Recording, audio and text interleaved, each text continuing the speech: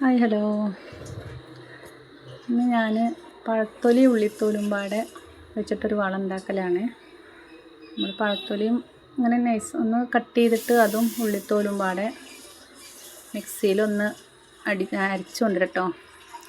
എന്നിട്ട് അതിലേക്ക് പുളിച്ച കഞ്ഞിവെള്ളം ഉണ്ടെച്ചെങ്കിൽ അതാണ് ഏറ്റവും നല്ലത്.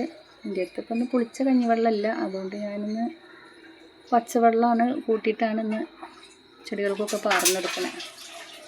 ഇങ്ങനെ അരച്ചു കൊണ്ടുവരിക. എന്നിട്ട് നമ്മളൊരു ബക്കറ്റിലേക്ക് ഇത് ഇങ്ങനെ ഇട്ട് ഒഴിച്ചെടുക്കട്ടോ. ഞാൻ പഴയ ഇതിനായിട്ടൊരു മിക്സി വെച്ചേക്കാണ് കേട്ടോ. നമ്മൾ വീട്ടിൽ ഉപയോഗിക്കണ മിക്സി അല്ല ഇത്. എൻ്റെ അടുത്ത് കഞ്ഞിവെള്ളം പുളിച്ചതില്ലാത്തതുകൊണ്ട് ഞാൻ നമ്മളെ പൈപ്പിൽ നിന്ന് വെള്ളം എടുത്തിട്ട് കാര്യമാണ്. നമ്മൾ ഒരു പാത്രം ഇങ്ങനെ അരച്ചതാണെങ്കിൽ അതിന് 10 ഇരട്ടി വെള്ളം എന്നാണ് പറഞ്ഞിട്ടുള്ളത്. ഞാൻ കണക്കല്ല, കുറച്ചൊരു ബക്കറ്റിൽ അര ബക്കറ്റ് വെള്ളമൊക്കെ എടുക്കുകയാണ്. എന്നിട്ട് നമ്മൾ കുറച്ച് ചെടികൾക്കൊക്കെ പാർന്നെടുക്കുകയാണ്. ഇപ്പോൾ കാബേജ്, കോളിഫ്ലവർ, അങ്ങനെ അമര ഒക്കെ ഉണ്ട്, അതിനൊക്കെ നമ്മളിത് പറഞ്ഞെടുക്കും കേട്ടോ. നല്ലൊരു വളമാണ് കേട്ടോ അത്. ചെടികൾക്കൊക്കെ നമ്മൾ പച്ചക്കറി വേസ്റ്റ് ഇട്ട് കൊടുത്താൽ അത് അഴുകി വന്ന് വളമായി കിട്ടുന്നതിനെക്കാട്ട് സ്പീഡിൽ ഇത് പെട്ടെന്ന് വേരുകൾക്കൊക്കെ വലിച്ചെടുത്ത് ഇത് ഇതാവും കേട്ടോ. അപ്പോൾ അങ്ങനെ അരച്ചു കൊടുക്കുകയാണെങ്കിൽ, അരച്ചു കൊടുത്ത് അങ്ങനെ വെള്ളം പാരുകയാണെങ്കിൽ ഏറ്റവും നല്ലതാണ്. കണ്ടോ, ഈ കളറിലാണ് ഇപ്പോൾ ഈ വെള്ളം, കണ്ടില്ലേ? നമ്മളിന്ന് ഈ വെള്ളമാണ് കേട്ടോ നമ്മൾ ചെടികൾക്കൊക്കെ പാർന്നെടുക്കുന്നത്.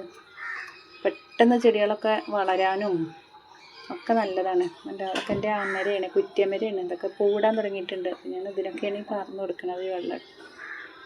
അപ്പോൾ കാഴ്ച നിൽക്കുന്ന ചെടികൾക്കും ഇതൊക്കെയാണ് കേട്ടോ. ഇതൊക്കെ എൻ്റെ പുതിനയാണ്, ഇതിനും പാർന്നെടുക്കുന്നുണ്ട്.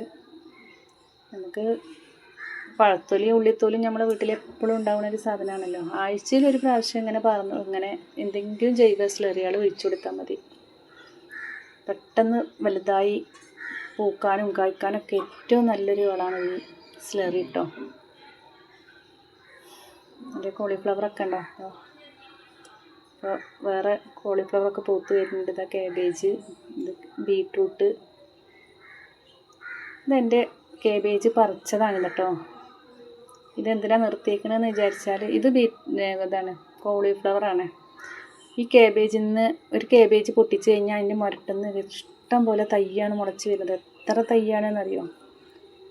അതൊക്കെ തയ്യാളാണ്. നമുക്ക് ഇനി കാബേജ് ഇനി പുറത്തുനിന്ന് വാങ്ങണ്ട.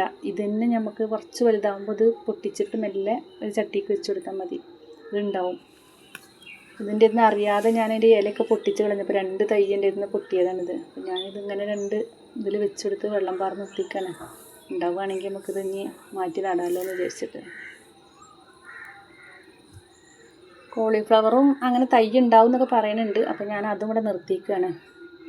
അത് ഞാൻ ഒക്കെ കഴിഞ്ഞാൽ വേഗം ഒഴിവാക്കി തരാം, ആ ചട്ടിയിൽ വേറെ എന്തെങ്കിലും നടാമെന്ന് വിചാരിച്ചിട്ട്. എൻ്റെ തക്കാളിയൊക്കെ കണ്ടില്ലേ, ഇന്നലത്തെ മഴയത്ത് ഒക്കെ എൻ്റെ കനം കൊണ്ടേ, തക്കാളിൻ്റെ കനം കൊണ്ടൊക്കെ ഒടിഞ്ഞിരിക്കുകയാണ്.